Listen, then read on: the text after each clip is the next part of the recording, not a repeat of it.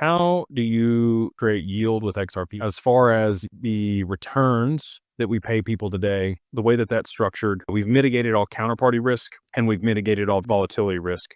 There is still risk in the investment itself.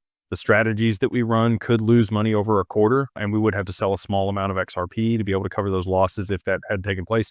It did take place the first quarter for the growth fund, but then the next month we made 5% and bought more than we had sold. So I'm trying not to make any representations of anything that aren't correct here. What we do is we aggregate the asset. You sign a subscription agreement to the hedge fund. We pool that. It stays in institutional custody. That value is then reflected off of the institutional custody account onto the counterparty exchange. So if the exchange went bankrupt or our partners have problems or whatever happens, the assets are still on our side in the account. So we mitigated counterparty risk. Now, the way we mitigate volatility risk is that reflected value, we draw a line of margin against it, and we only ever trade 40, 50% of that line of margin. So if there is volatility in the market like there was on 1010, they get out of positions and there's no capital called away. And that worked perfectly. We had no XRP called away on 1010, which was the largest liquidation that's ever happened in crypto, 9 times larger than Luna. So I was extremely happy. Like everything that we put in place worked perfectly. We actually made money in the income fund on 1010 because we had short positions open on the market. Both of these sub-advisors that we work with to be able to manage these market neutral strategies to generate returns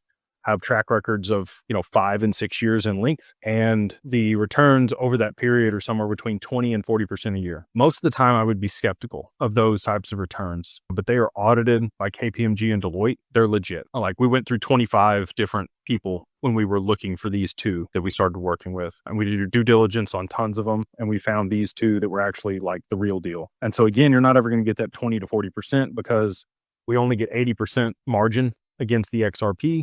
And we only ever trade about 50% of that line of margin in the strategies. So that's why, we're projecting somewhere between 5 and 20% a year on these strategies that we're going to be able to pay to our investors, which is, if you're mitigating all those risks and there's just a little bit like on a risk curve, 1 to 10, I would say the risk is about a 1.8. There is a small amount of risk, but it's very low in comparison to, any of the other opportunities in the market, in my opinion.